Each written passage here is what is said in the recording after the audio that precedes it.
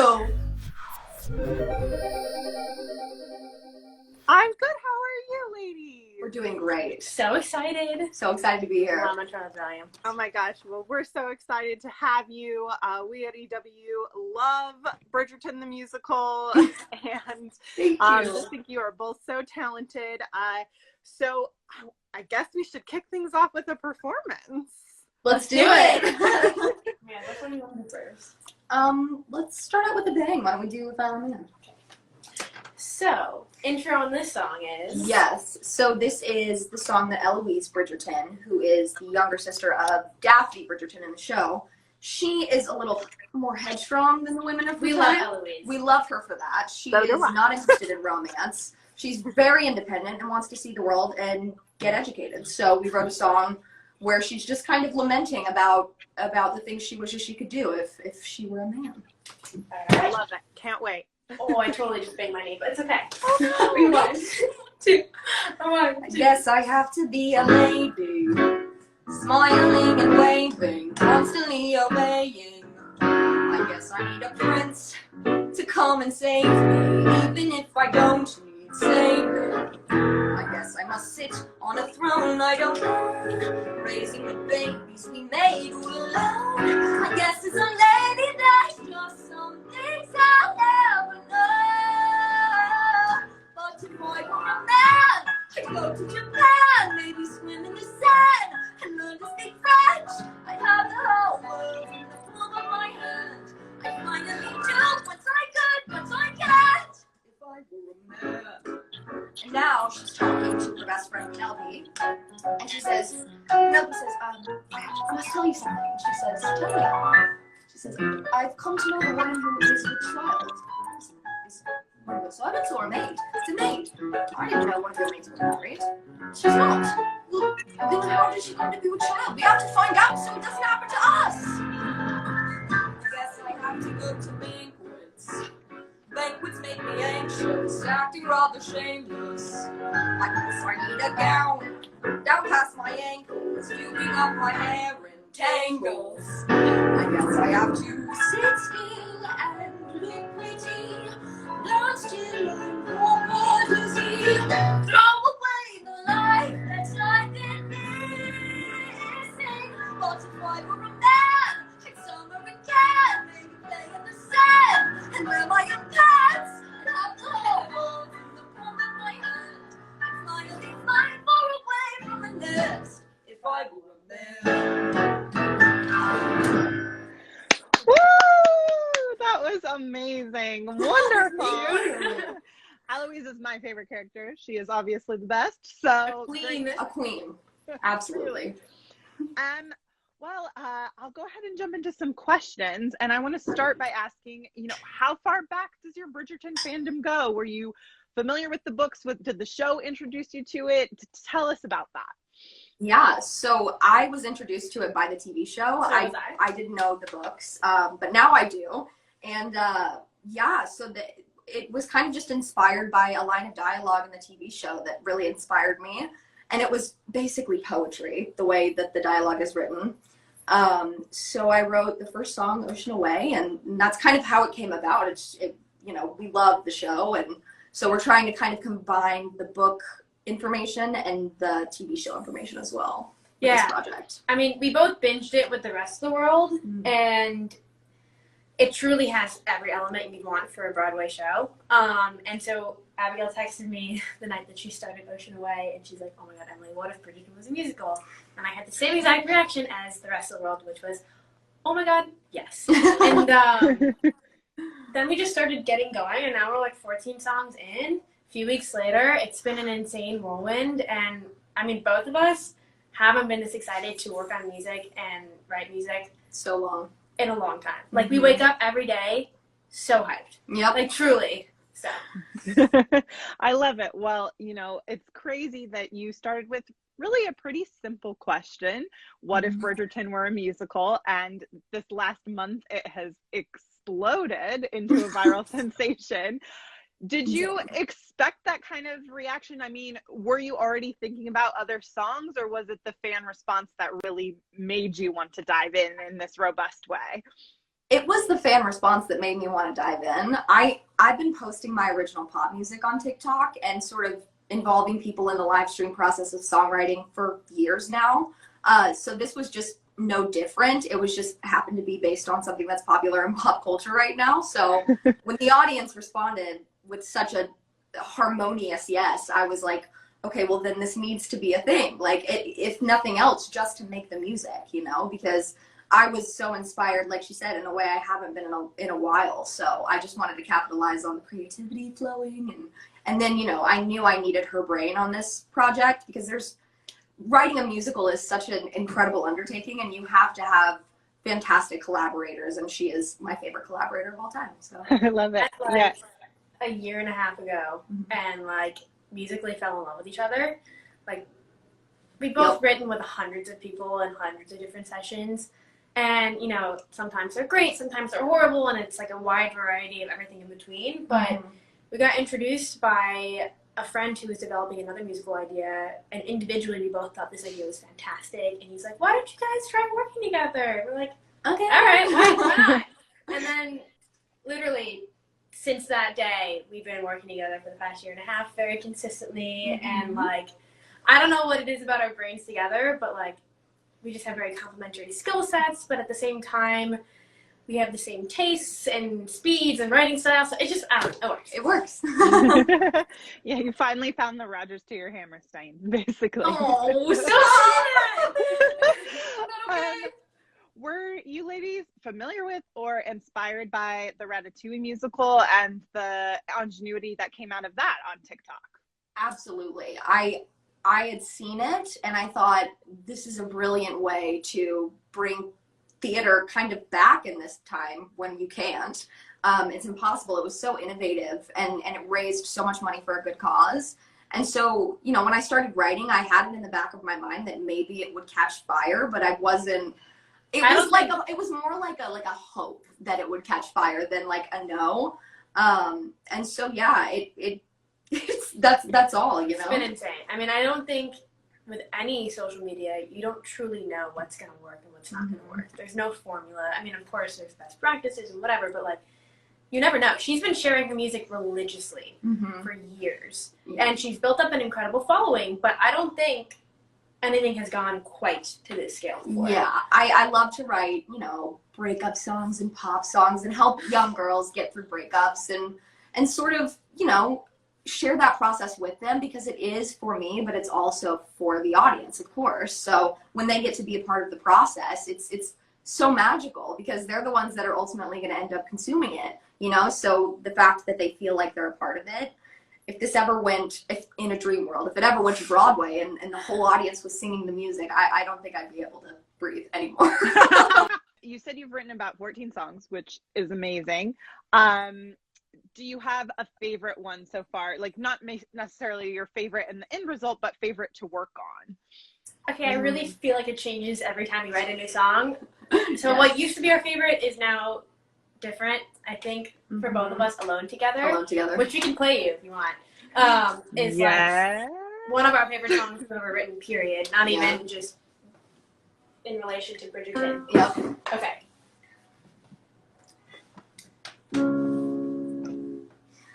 Alone together, alone together, in the gallery,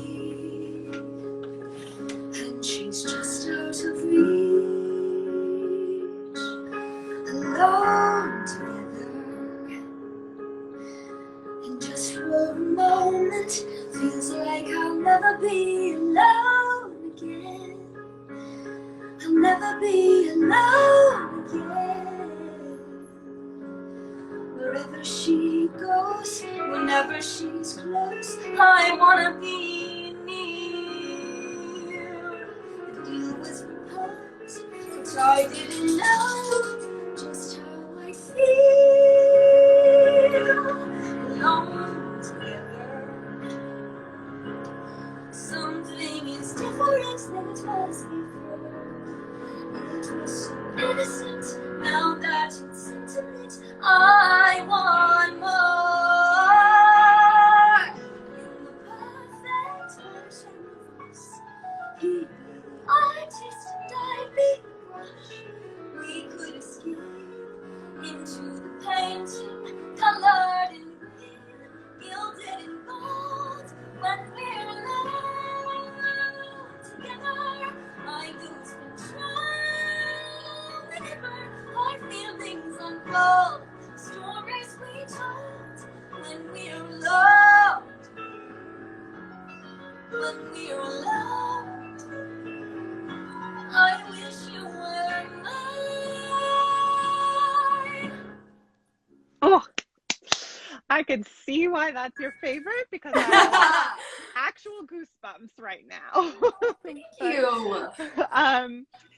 Do you have a favorite character, and have you already written a song for them?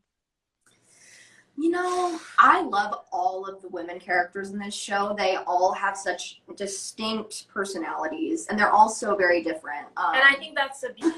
Sorry. I think that keep getting calls.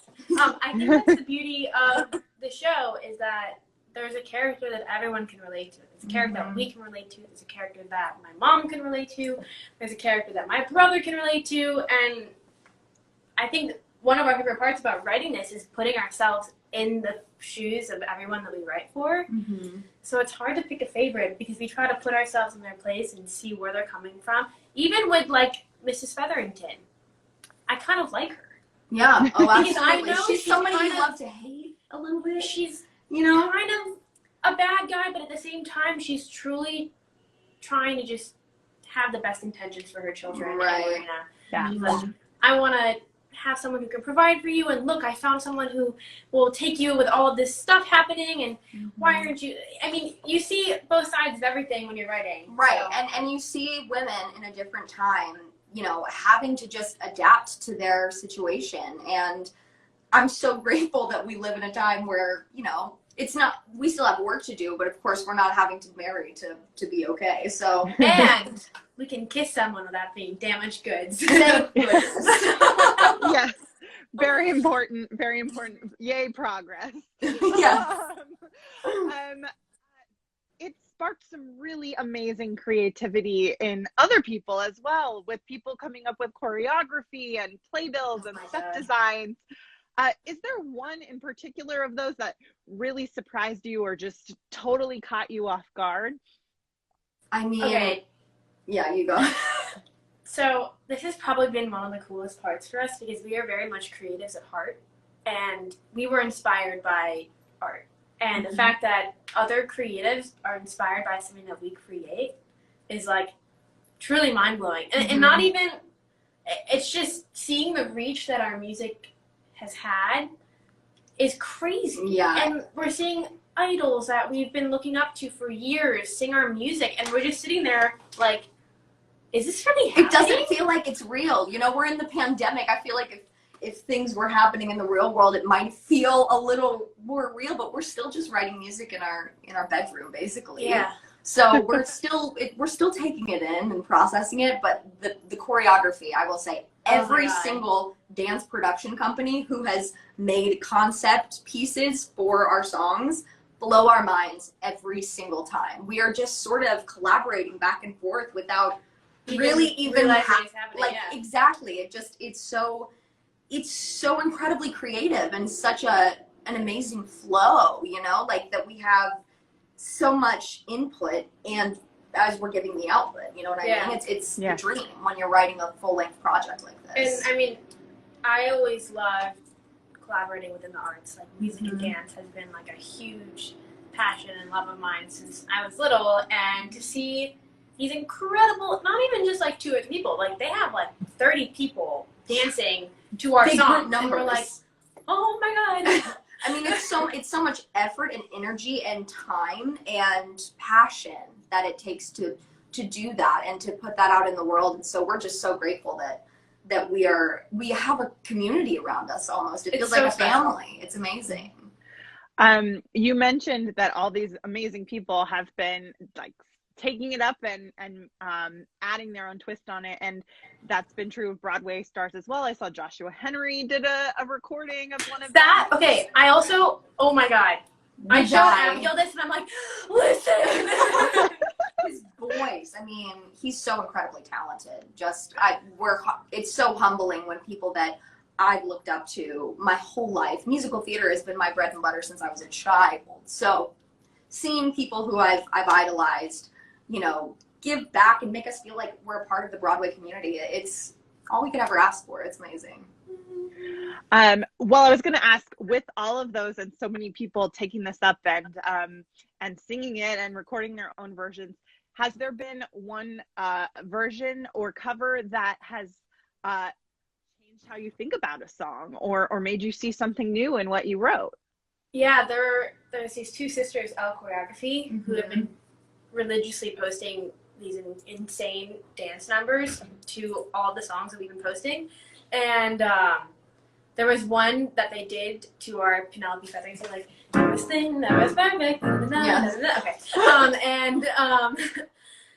They showed her like dancing with the shadows. Yeah. And we hadn't finished a song at that point, it was just the first minute, and when we finished the song, we had that vision in our head and we fell in love with it because it's brilliant. And the visuals helped us, you know, realize the rest we wanted it to be like a dreamscape where she was imagining herself, you know, in a perfect world, you know. And that truly inspired us. So there's been so many cases of that too. Yeah. Well, I don't think you can tease us with just those two notes on the piano of the Penelope song and not sing some of it for us. Do you want to? I think so. Okay. Oh wait, I haven't played this one in a while. What is it? Never is thin, never is thin, never is perfect, never him, never deserving of the boy I love.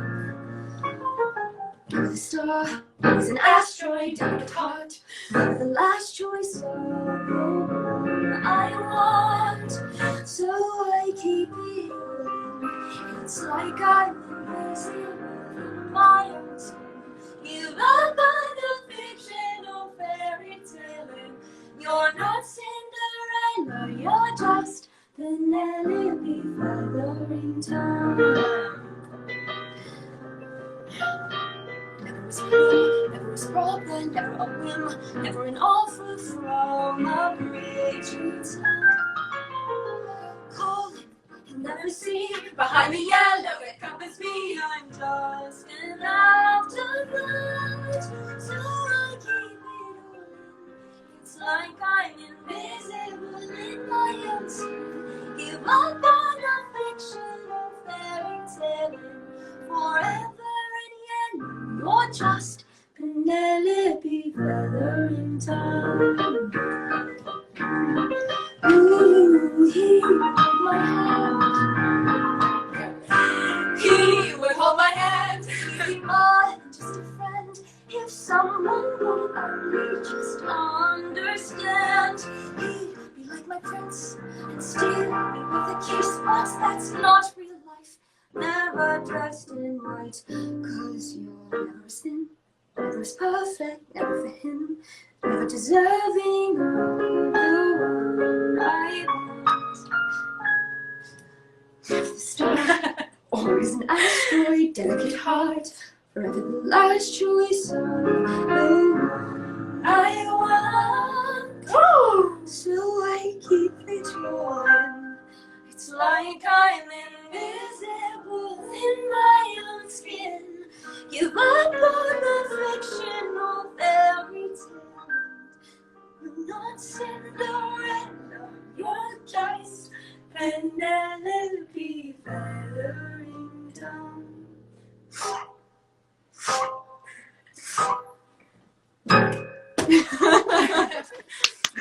Emily, I love that you're like, oh yeah, I haven't played this one in a while. I'm a little right. rusty, Oh and then whatever, it's like and then perfect. full Elton over there. Perfect. Carol Yeah, happening. totally. You know, I know you guys have talked about the pop influence, and Abigail, that's your background, and then there's of course the influence of the Vitamin String Quartet arrangements that are in the television show score. But are there particular pieces of musical theater that have inspired you as you're writing?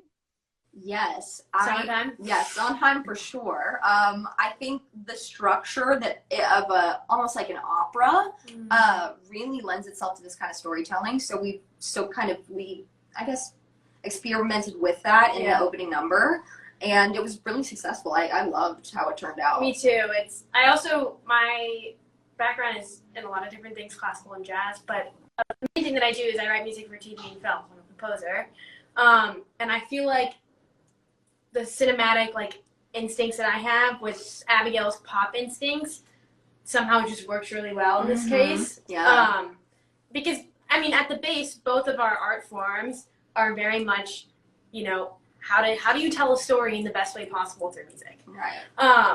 And I think yours, because it is so visual, and your job is normally to like take a tone that is on a screen and, you know, transform that into music. And so that just is perfect. Yeah. That's a perfect skill to have when you're creating a musical, because we're literally making music from what's on the screen. So yeah, we're taking what we're both best at and putting it together.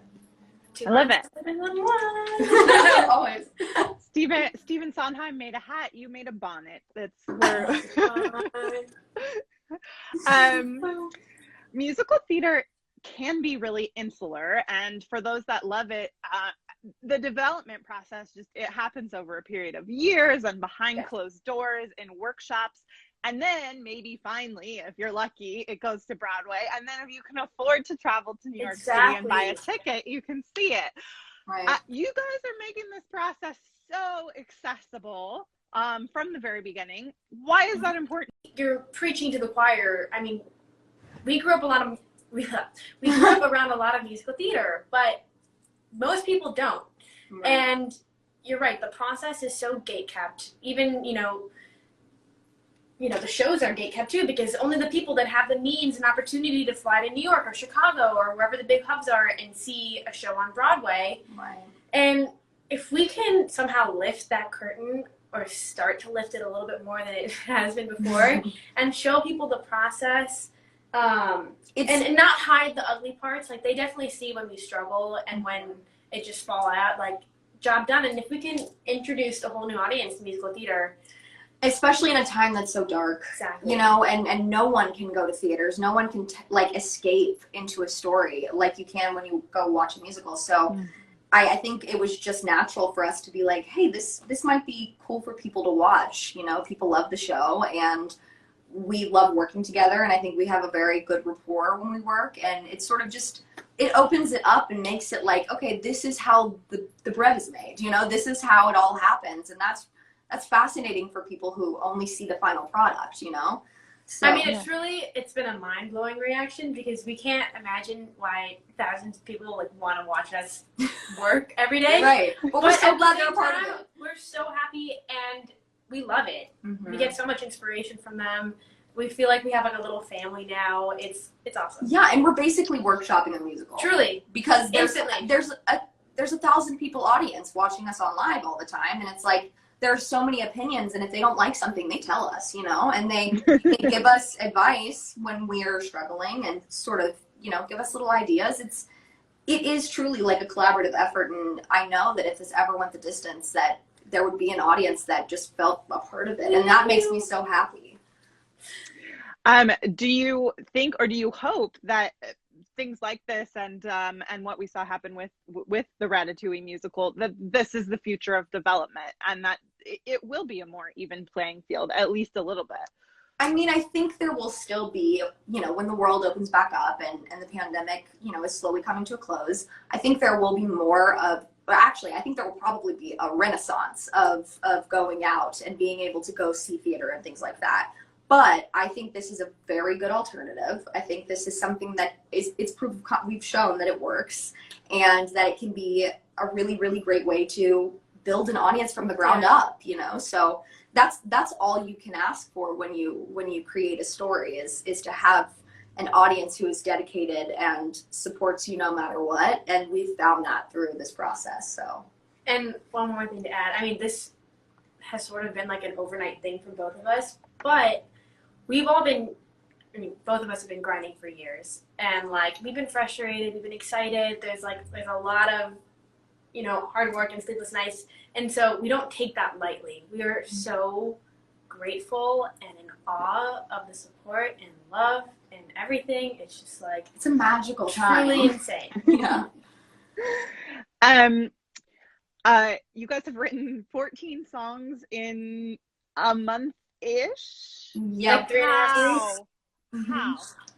I think we're so used to writing for so many different things at one time. You know, I think both of us have had years where we just wrote a song a day, you know, so we are very comfortable with going into a writing session and being able to come out with a product at the end of it.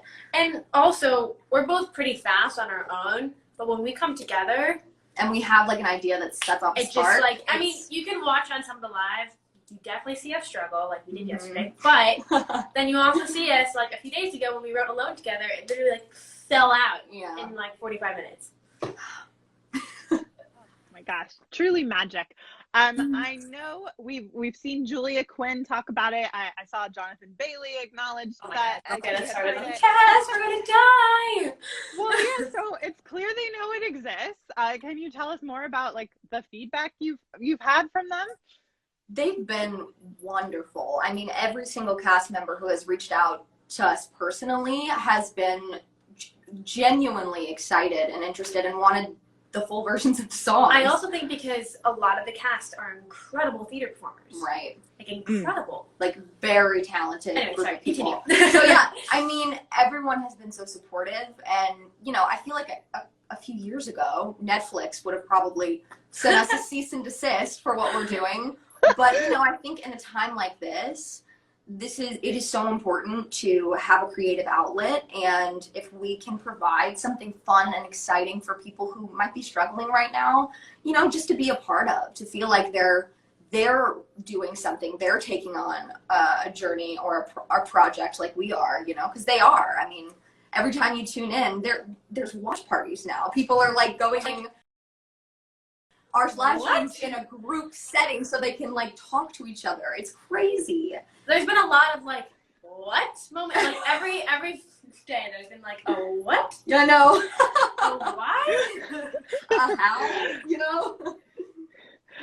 Well, speaking of the cast, I mean, I know you've written a Penelope song, but you haven't per se written a full Lady Whistledown song. We actually have. You have?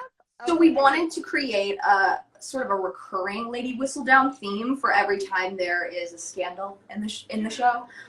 So it would come back and reoccur as things happen, as the story progresses. So the lyrics would change a little bit every time. And the piece that we made actually is a little more mysterious than the rest of the sound. And should we play that on we could play it on this computer. I'm not sure if you'll be able to hear it, but yeah, we like layered whispers and like different names, and that'll change depending on what's happening in the storyline.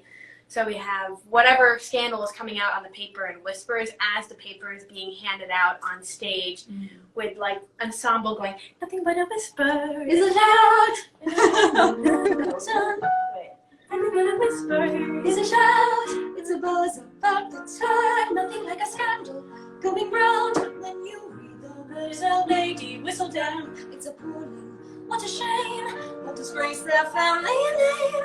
You can bet the one to blame without a doubt is Lady Whistledown. Down, down. If you've got a secret, you should keep Whistledown, down, down. If you've got a secret, it's credits never found. Anyway, it will be. I love it. Well, what I was going to ask is, for Whistledown, you mentioned that so much of the cast are amazing theatrical performers, but of course, Lady Whistledown is possibly the most famous voice in musical theater of all time. Mm-hmm. No, we would truly pass away. I would truly pass away if Julie Andrews working with her is on the top of my bucket list. So. Well, did you write the Whistledown song with her voice in mind? So we actually aren't positive we want Whistledown to sing. So we'd love for her to narrate like she did in the TV show, and maybe she'll sing, but we can't picture her singing, and we kind of want it to be mysterious, like a voice of God, a la the TV show, because if we could always have someone sitting on the stage in the back, like that's a silhouette, if we wanted to, but if it's not looking like, I don't want to give any spoilers, but if it doesn't look exactly like the person, then it'll just confuse people, and then if it does, then it'll give someone a hint. You know what I mean? So it's hard. We could, we're open to talking about it. Like we said, this is a hypothetical musical, but yeah, I mean, if Julie Andrews wanted to sing, the Queen will sing. We will transpose every song to fit her perfectly. So. Well, obviously, right now you're writing to season 1, which is based on book 1. Is that where your focus is staying, or do you think you do like Bridgerton the musical part 2, Anthony's Electric Slide, or something? Can you imagine? I mean, you never know, but at the moment, we kind of wanted this to be a standalone project and sort of focus on the main thing of the season, which is Simon and Daphne's love story and all the chaos that erupts from that. Because we also have to take 8 hours of storytelling and kind of compress it into 2 or slash whatever. a concept album with like 20 songs. So we kind of have to pick and choose and figure out what we want to include, what we don't want to include, what's super important, and so spotlight. Which has probably been the trickiest part for us. Absolutely, I think. And it's hard because we know that we'll have to make some sacrifices for the story, and that there are fans of Bridgerton that are not going to be okay with that. But we promise, if this ever did the distance, was on stage one day, we would have more of the storyline involved. But for the concept album, it's very much Simon and Daphne, and we're excited to write the rest. Got it. Well, I know you probably have things you can't discuss, but what is next? Virtual benefit, a concept album, a full stage production? Can you tell us anything you have in the works? So I wish we could tell you more, but we don't want to get ahead of ourselves. But the world has sort of been watching, and that also means that a lot of the executives are also listening in. So we've been approached by some very exciting people with some very exciting opportunities, and my British accent is also getting better. It's really bad.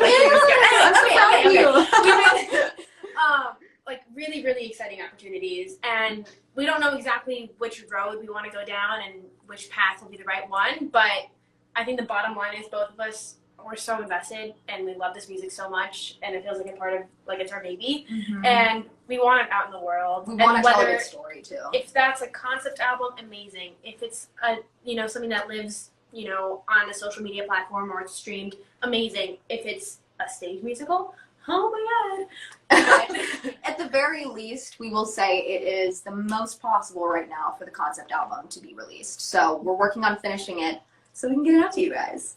Amazing. But also, this is definitely not the last story we want to tell. And not the last musical we write together. This is actually not even the first musical we've written music for. So we met on that other project, which we are still developing. Yes, and we're we excited have about that one. some of the songs in our lives. So. Yes. So you haven't seen Elastic Barlow and Bear. We will not die with Bridgerton. Do you all? I mean, and maybe you don't want to say because things are in the works, but do you have like a dream cast? I'm seeing a lot of people in here recommend Audra McDonald, who, oh god, what a Lady Danbury that would be. Okay, so we have lots of ideas. Like, we'd love Patina Miller to be the Lady Danbury. Either Cynthia Erivo or Audra McDonald to be the Queen. I think Cynthia Erivo can crush any role she does. Agreed. And so can Audra. I saw both of them on Broadway and I cried each time.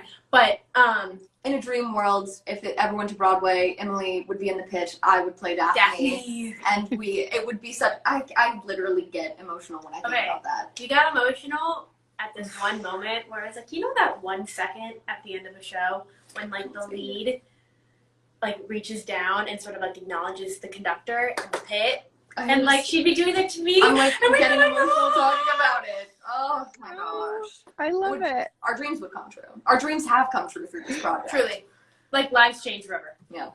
Well, as you mentioned, this isn't the first thing you've worked on together. It's not the first thing either of you have done. Can you tell us a little more about your other projects? What else you've got cooking?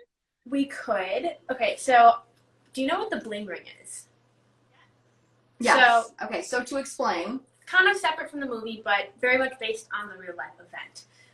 So early 2000s, there was a group of well-off Calabasas teens, and this was like the height of Paris Hilton and the rise of like, it was like the rise MTV, of social media. like trash TV, like all of that stuff was like gone. Like they were gods. And so these kids were obsessed with fame and everything related to that. And they actually ended up robbing 50 celebrities' homes. They stole like $8 million worth of stuff. They robbed Paris Hilton's house like 5 times. Like without her noticing. And how they ended up getting caught is that they were telling everyone about it because they were so wrapped up in their own little world of like this warped fame.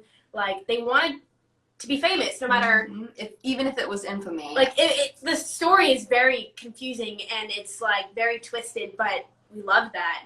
And there's a book and there's a TV show. I mean, a TV show and a movie, but they're all kind of, they're not likable. You don't like any of the characters. Well, because also inherently, like, teenagers do stupid things because they just want to be...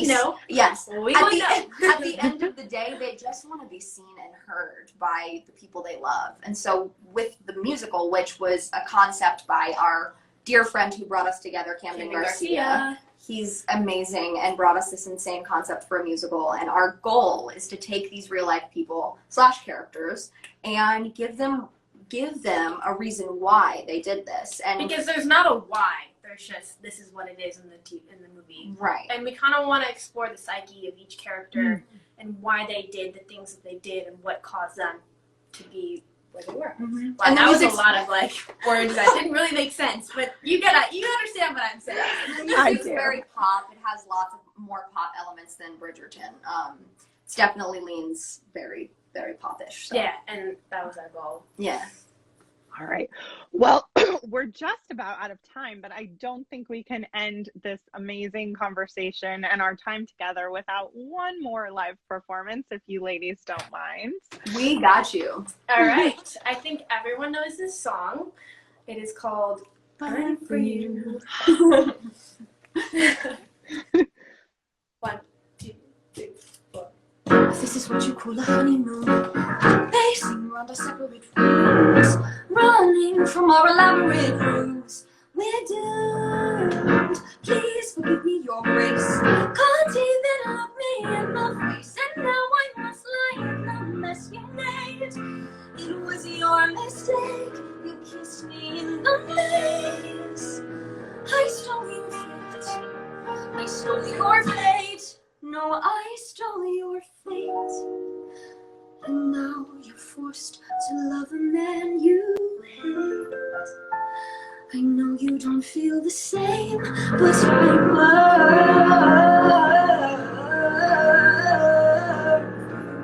You burn for me, I burn.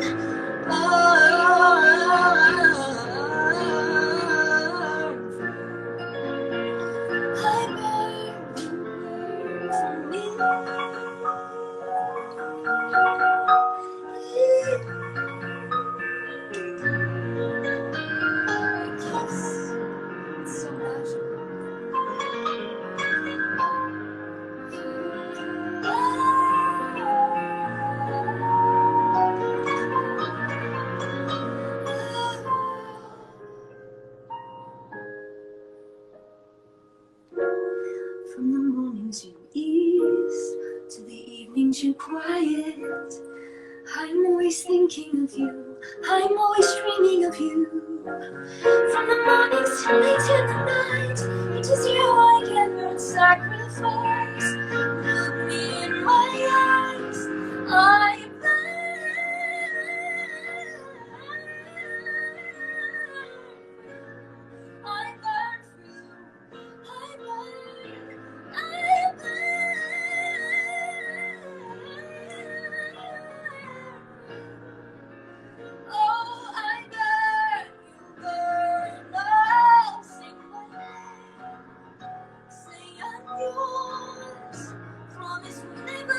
oceans apart, 'cause I burn